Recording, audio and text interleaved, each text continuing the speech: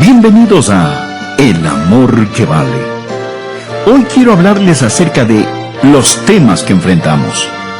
Amigos, vivimos en días peligrosos. La Biblia los llama en 2 de Timoteo 3:1, tiempos peligrosos. Creo con todo mi corazón y alma que la arena del reloj se acaba para esta generación y que estamos presenciando el fin de una era. Creo que Jesucristo viene pronto. Bueno, sé que puedo estar equivocado, y no estoy poniéndole una fecha al regreso del Señor, mas no puedo negar el sentir de mi corazón. He predicado la Biblia desde hace mucho. Soy un observador de los tiempos y estudiante de la palabra de Dios. Creo que Dios está a punto de descender del cielo y juzgar la maldad de este viejo mundo. Yo no estoy tratando de salvar al mundo. Todo aquel que conoce la Biblia sabe que es una tontería el intentar salvar este mundo. Este mundo va en curso de colisión, de choque con el juicio y el desastre. Permítame decirle cuál es el propósito del Evangelio. El Evangelio no es para salvar a esta civilización de la catástrofe. El Evangelio es para salvar al hombre de la catástrofe de esta civilización. El objetivo de la Biblia y del Evangelio es arrebatar a hombres, mujeres, niños y niñas, sacarlas como antorchas del fuego y hacerles saber que este mundo se dirige hacia el juicio. Mas gracias a Dios, está por venir un nuevo mundo. Hoy tenemos muchos ingenieros sociales que hacen todo lo posible por salvar a este mundo. Me recuerdan de la gente que estaban acomodando las sillas en la cubierta del Titanic antes de que éste se hundiera. Lo que necesitamos hacer es averiguar cuál debería ser nuestra posición en estos últimos días.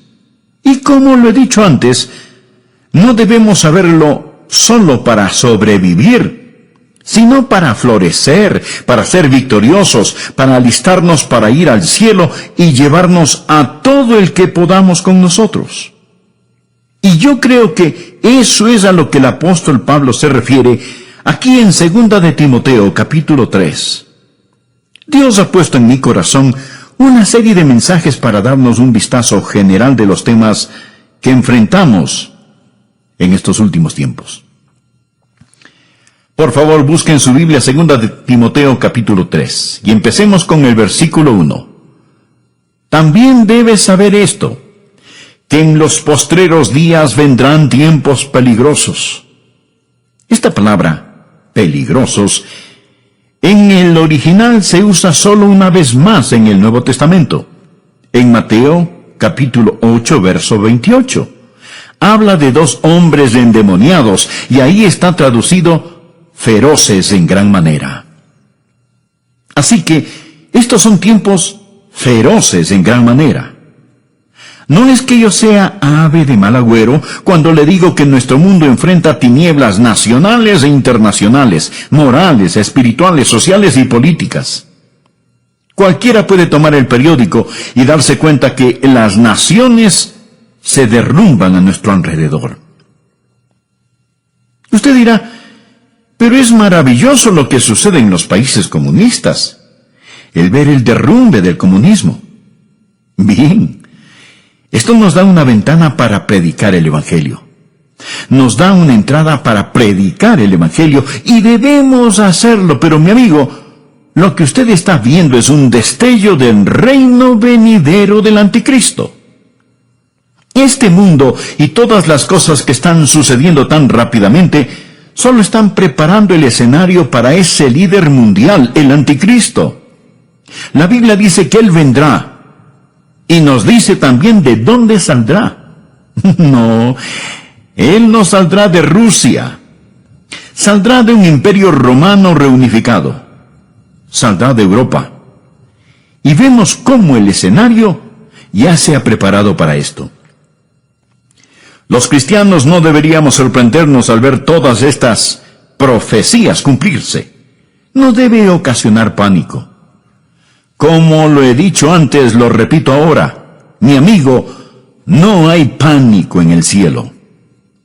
Aun cuando se ponga gloriosamente oscuro para el Hijo de Dios, recordemos que la estrella de la mañana aparece después de la hora más oscura de la noche. Estamos esperando el regreso del Señor Jesucristo. Dios nos dice que estos son días peligrosos. En 2 de Timoteo 3, versículo 2, encontramos una descripción de los días en que vivimos. La Biblia dice: porque habrá hombres amadores de sí mismos. ¿Cuál es la actitud de esta era? Ya no tenemos a los hippies, quienes estaban interesados en el bien de toda la sociedad en conjunto. Ya eso se ha quedado atrás. La actitud en nuestros tiempos es el yo. Concentrarse en uno mismo, egocentrismo. Vivir como si Jesús nunca hubiera vivido, como si nunca hubiera muerto, como si no hubiera resucitado. Alguien ha descrito a esta era como la era del miísmo. Una muy destacada feminista escribió lo siguiente. Escuche bien. Ella dijo: debemos destruir el amor. Se lo puede imaginar. Debemos destruir el amor.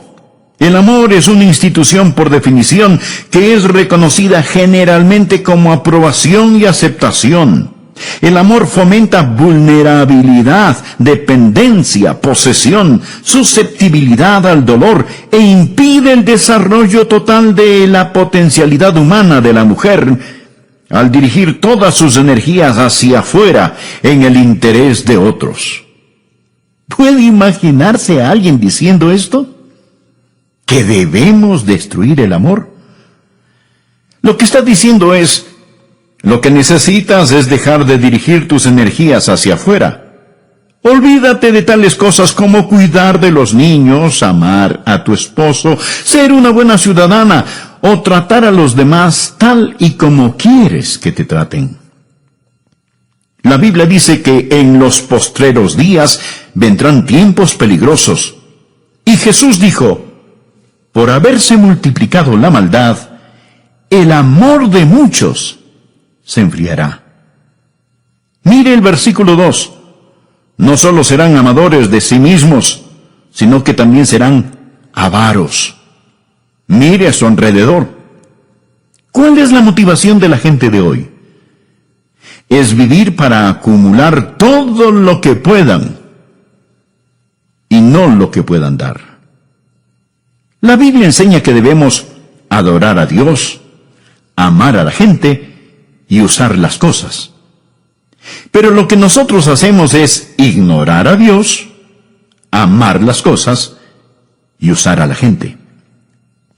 Sigue diciendo que serán avaros, vanagloriosos.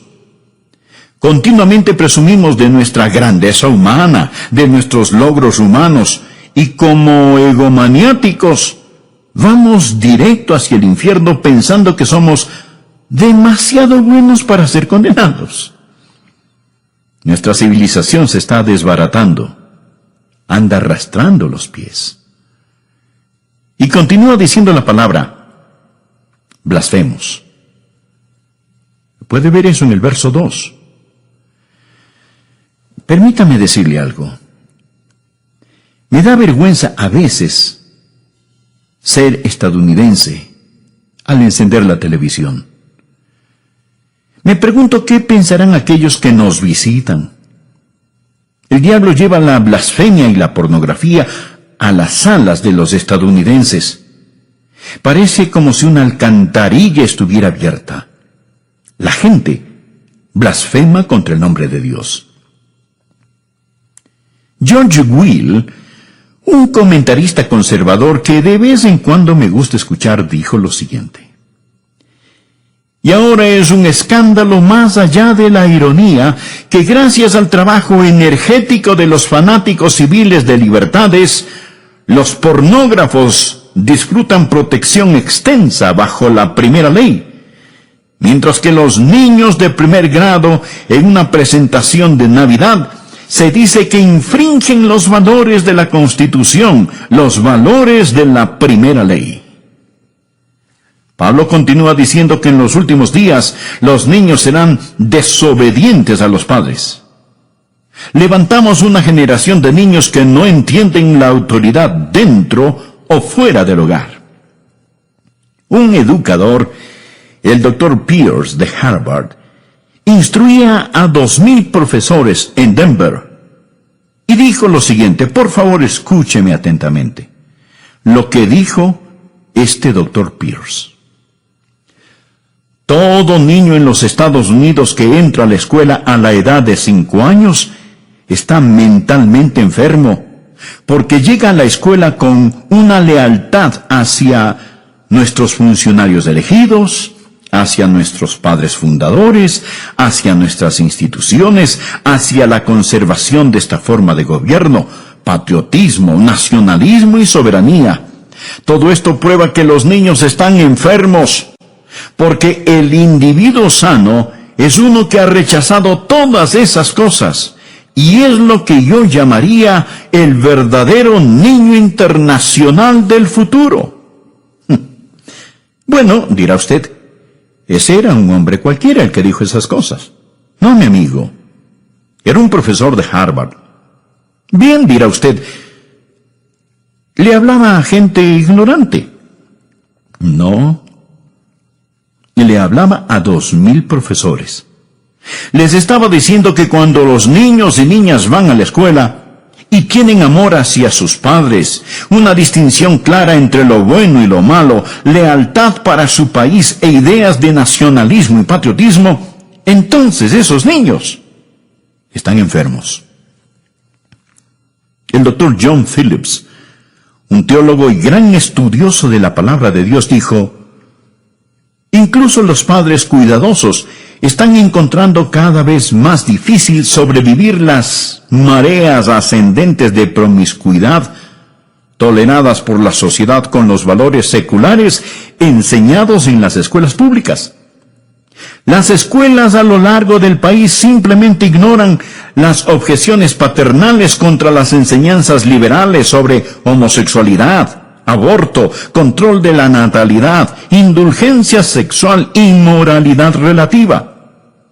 Y por supuesto, la enseñanza de la Biblia es prohibida en nuestras aulas. Podemos asignar la lectura y discusión de cualquier libro asqueroso que salga de la imprenta. Podemos estudiar Carlos Marx y George Bernard Shaw. Podemos invitar a brujas, homosexuales y anarquistas a nuestras aulas para que presenten sus ideas. Pero no podemos enseñar la Biblia, ni tener oraciones simbólicas, ni leer las Escrituras en nuestras escuelas. Y luego el Dr. Phillips hace esta pregunta. ¿No es acaso razonable entonces que 1/4 de todos los quinceañeros estadounidenses y 1/10 parte de todos los adolescentes de 13 años hayan experimentado ya con el sexo? Piénselo. 25% de todos los quinceañeros. Mi amigo, cuando yo estaba en la escuela, recuerdo que había algunos niños que hacían ciertas cosas, y todos sabíamos quiénes eran esos niños. Y hablábamos de ello. Pero ahora, querido amigo, hay cosas que están pasando y que quebrantan el corazón. Bien, mire el versículo 3. Sin afecto natural. Sin afecto natural. Literalmente significa sin amor de familia, sin amor de familia. Una mañana escuché en la radio sobre un asesinato planeado entre un hijo y sus padres.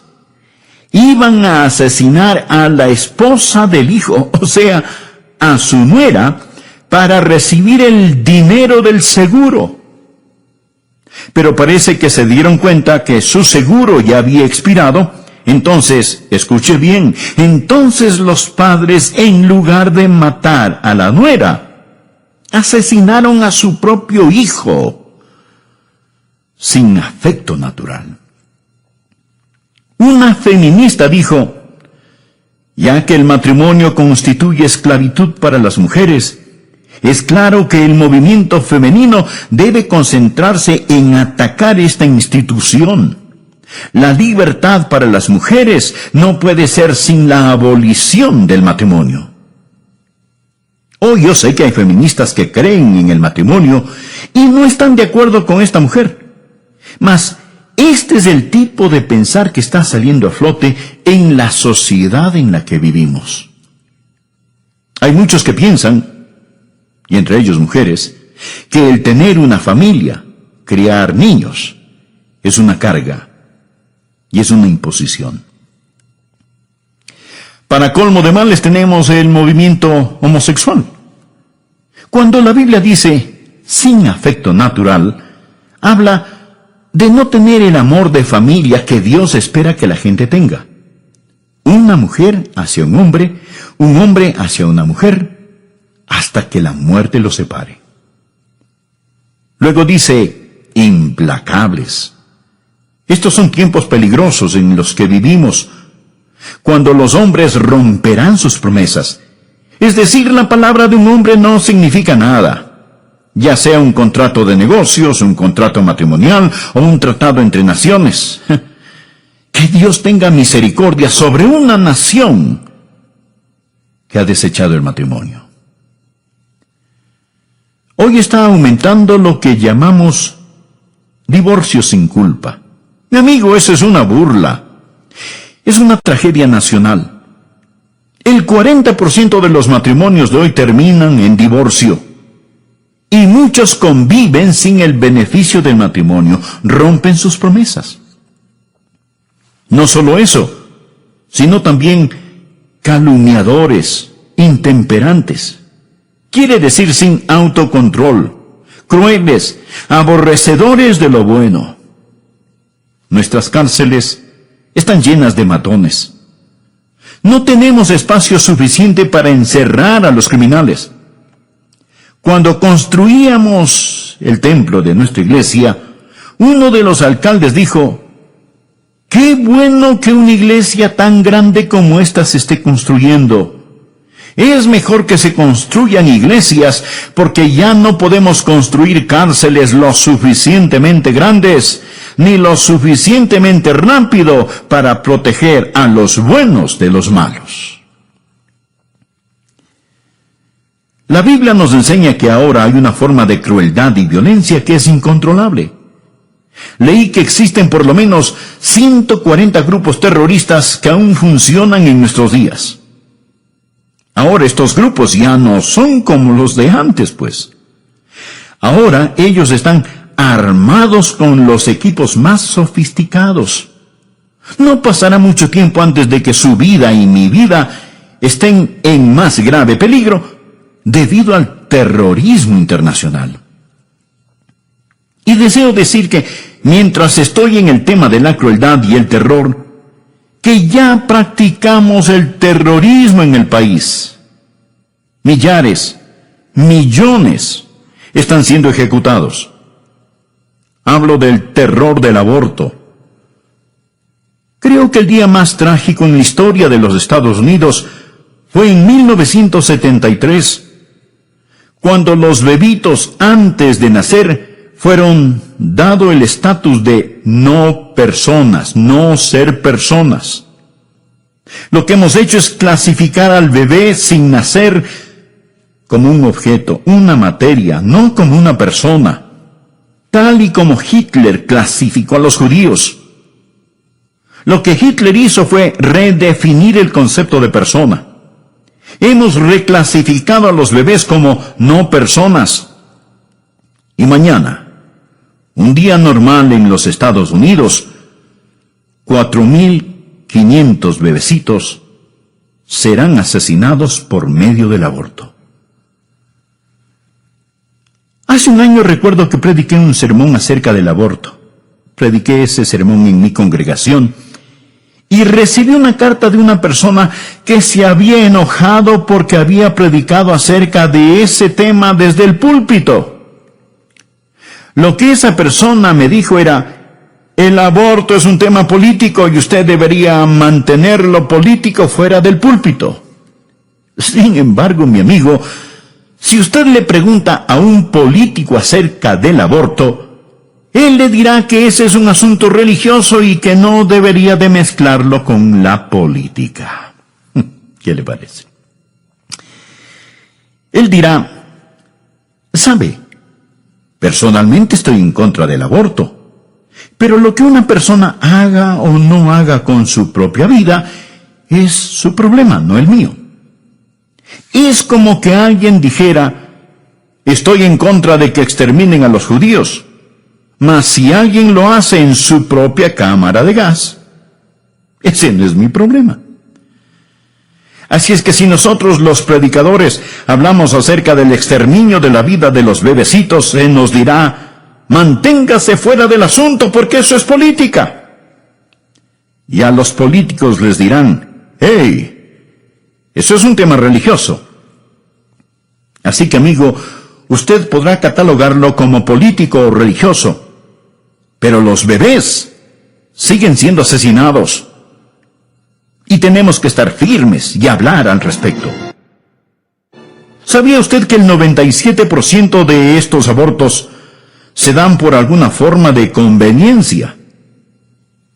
No son para salvar necesariamente la vida de la madre. Tampoco porque es producto de violación o por incesto. Simplemente por conveniencia. El aborto se está constituyendo como uno de los métodos más usados para control natal. Sigamos leyendo lo que nos dice Pablo. Somos gente que aborrece aquello que es bueno. El héroe de hoy no es el hombre de Dios, no es el misionero, no es el predicador, no es el ganador de almas. No es la mamá que escoge quedarse en su hogar y cuidar de sus niños. Estos no son los héroes de la juventud de hoy. Ellos desprecian a los que hacen lo bueno. Note el versículo 4. Él dice que estas personas son traidores, impetuosos, infatuados, amadores de los deleites más que de Dios. Mi amigo, la Biblia no está en contra del placer o deleite, el verdadero deleite. No tenemos que escoger entre servir a Dios o al placer. En el Salmo 16, versículo 11, leemos, me mostrarás la senda de la vida, en tu presencia, o sea, en la presencia de Dios. En tu presencia hay plenitud de gozo, delicias o placeres, a tu diestra para siempre. Amigo, el camino a Jesús es el placer genuino. Pero el problema viene cuando tenemos una sociedad que ama más los placeres que a Dios. No sé cuántos me están escuchando en este momento por medio de este programa en sus casas, pero podrían ser más. Sin embargo, muchos prefieren escuchar programas seculares y mundanos antes que oír la palabra de Dios. Somos amantes de los placeres, más que amantes de Dios. Mire a su alrededor. Los hoteles, los teatros, los estadios, los clubes nocturnos están repletos. Es lo que podríamos llamar una explosión de placer. El domingo ha llegado a ser el día de hacer casi cualquier cosa, excepto adorar a Dios. Ya no llamamos el domingo el día del Señor, sino simplemente decimos que es el fin de semana. Amadores de los deleites, más que de Dios. Continuamos en el versículo 5. Que tendrán apariencia de piedad, pero negarán la eficacia de ella. A estos evita. Amigo, no hay escasez de religión, pero la mayoría de la gente no necesita religión. Necesitan abandonar la religión y entregarse a Jesucristo. ¿Qué dice la palabra? Que tendrán apariencia de piedad, pero negarán la eficacia de ella. Es una forma de religión sin poder y sin realidad. La participación religiosa está en todo su apogeo, pero también el índice del crimen. Así que algo anda desesperadamente mal. Hablamos de la religión sin la realidad. Leamos por favor el versículo 6. Porque de estos son los que se meten en las casas y llevan cautivas a las mujercillas cargadas de pecados, arrastradas por diversas concupiscencias. Lo que está diciendo es esto, que la religión falsa estará a la orden del día. La palabra mujercillas significa mujeres débiles, de carácter débil, criaturas impulsivas, susceptibles a las insinuaciones. Estoy convencido que se refiere a las mujeres liberadas, quienes han rechazado la autoridad de la palabra de Dios y de sus esposos, viviendo por el impulso. Y luego continúa diciendo, mujercillas cargadas de pecados, arrastradas por diversas concupiscencias. Las palabras cargadas con pecados no significan que sean degeneradas y pecadoras.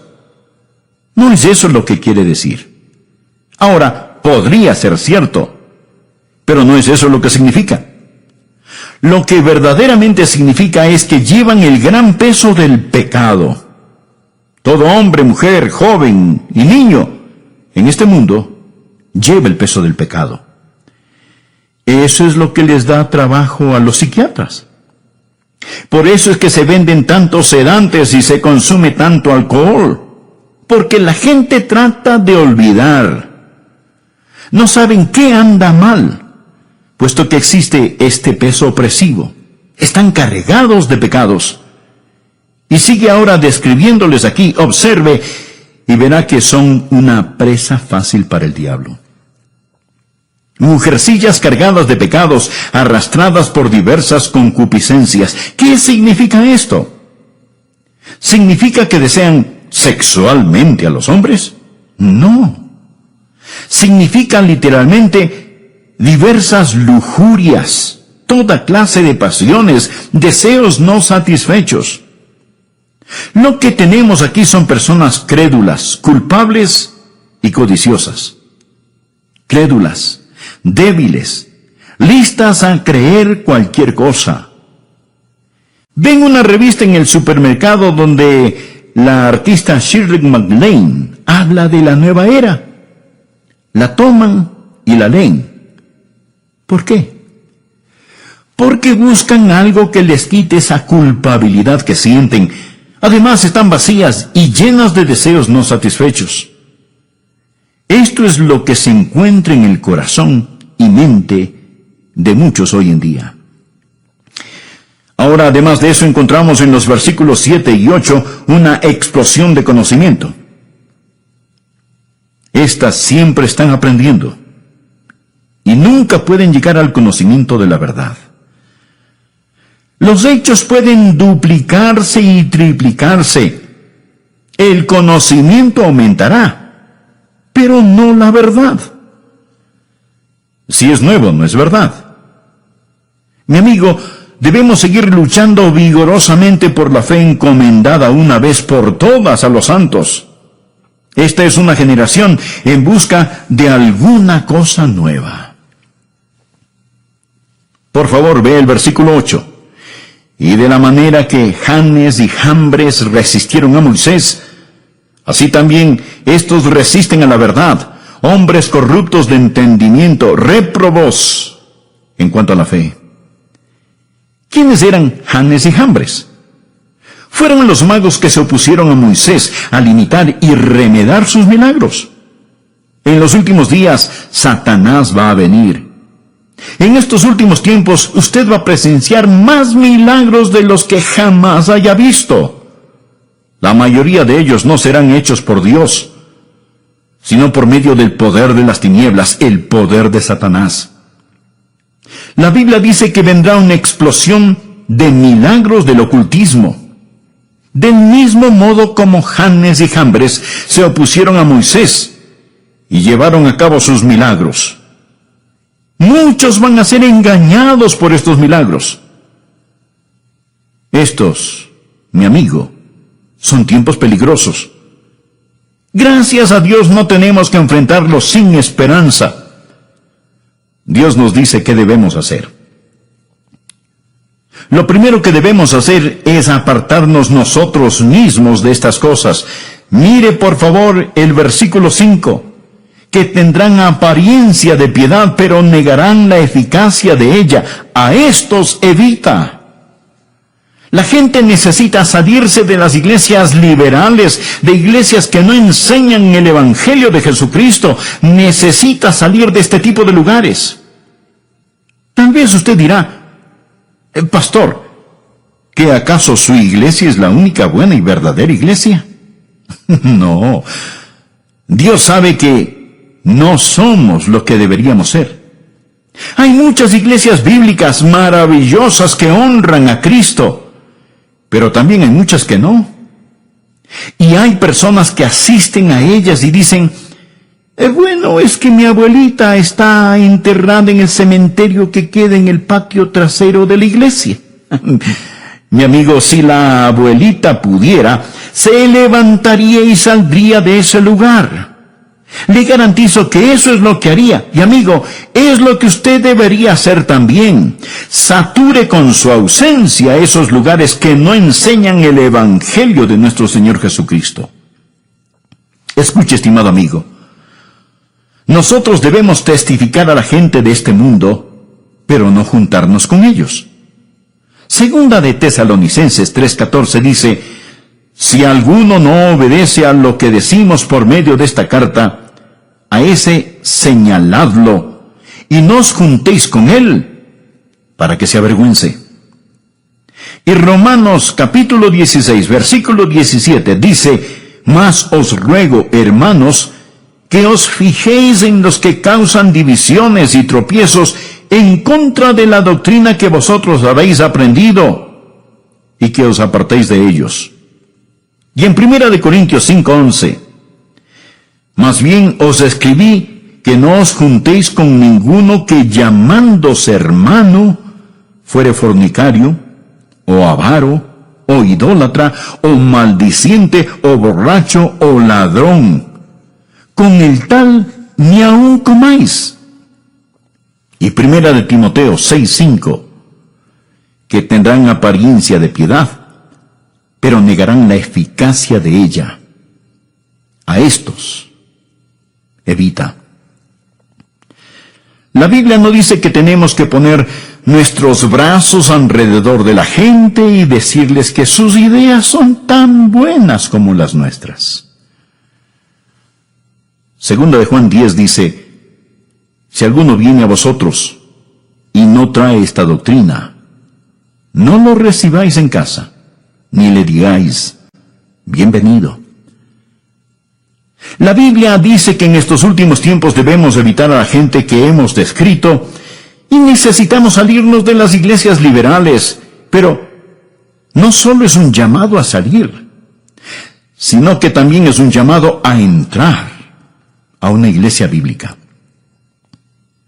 Padres de familia, ustedes necesitan asegurarse que sus hijos vayan a la escuela bíblica dominical, que se involucren en los diferentes programas.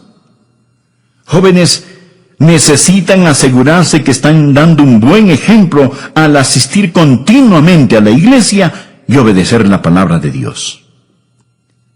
Hebreos 10:25 nos dice que entre más se acerca el día del Señor, más necesitamos estar en la casa de Dios y con el pueblo de Dios, no dejando de congregarnos, como algunos tienen por costumbre, sino exhortándonos, y tanto más, cuanto veis que aquel día se acerca.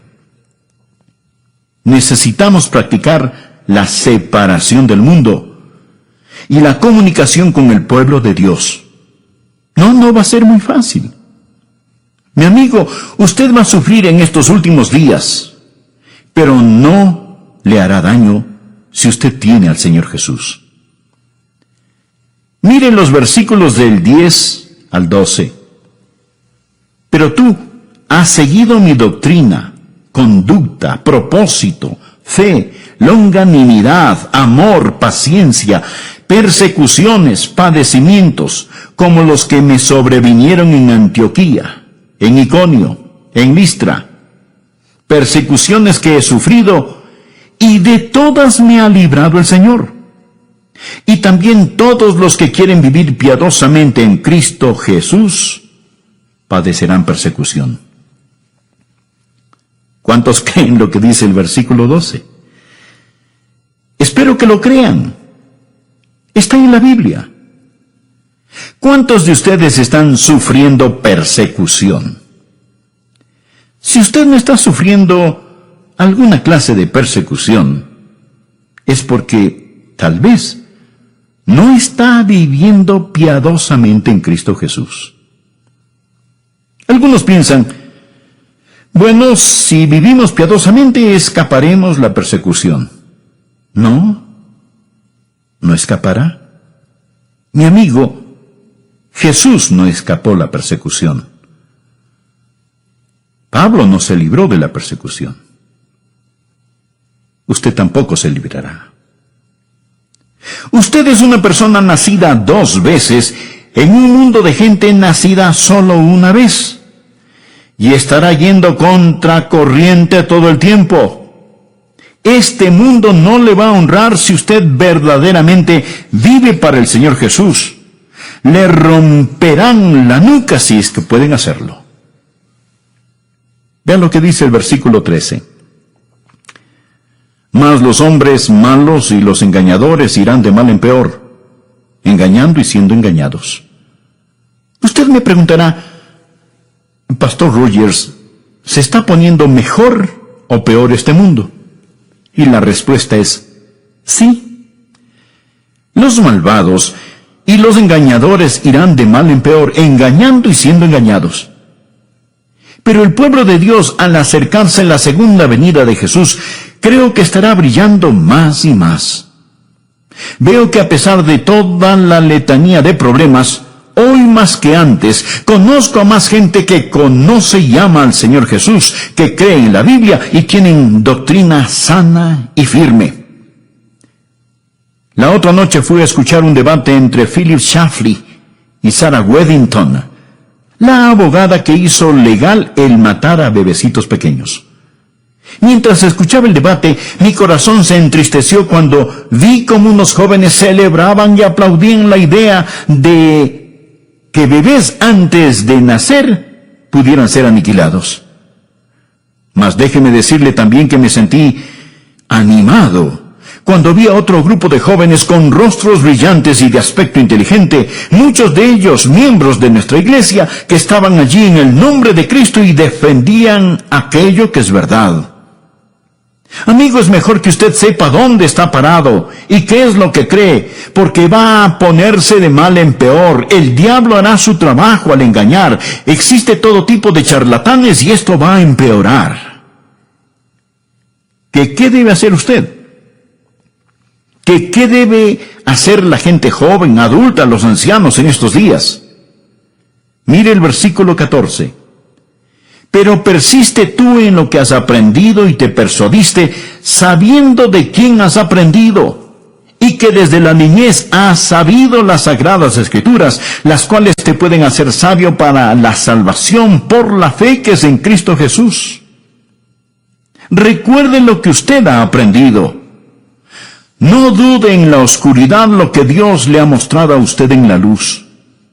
Recuerde la palabra de Dios y de quién la aprendió. Yo no llegué aquí ayer. He estado aquí muchos años predicando la Biblia. Recuerde lo que ha aprendido y recuerde de quién lo aprendió.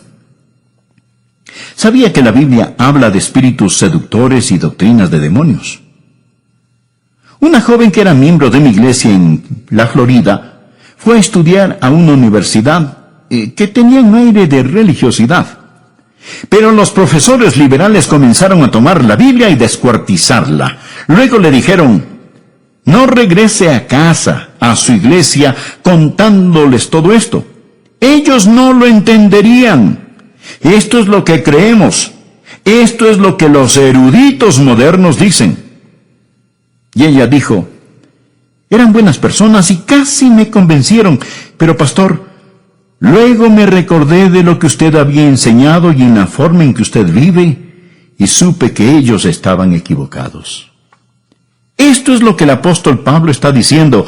No te dejes llevar por esos vientos de doctrinas, pero persiste tú en lo que has aprendido y te persuadiste sabiendo de quién has aprendido. Amigo, Dios nos ha dado su palabra. Y todo lo que yo le hable va a venir a través de la palabra. Versículo 15.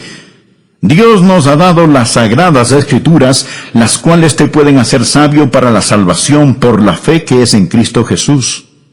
Toda la escritura es inspirada por Dios y útil para enseñar, para redarguir, para corregir, para instruir en justicia, a fin de que el hombre de Dios sea perfecto, enteramente preparado para toda buena obra. Mi amigo, todo lo que necesitamos para vivir en estos últimos tiempos está aquí en la Biblia. Necesitamos saturarnos con la palabra de Dios, ser motivados por el Espíritu de Dios y estar activos en la obra de Dios.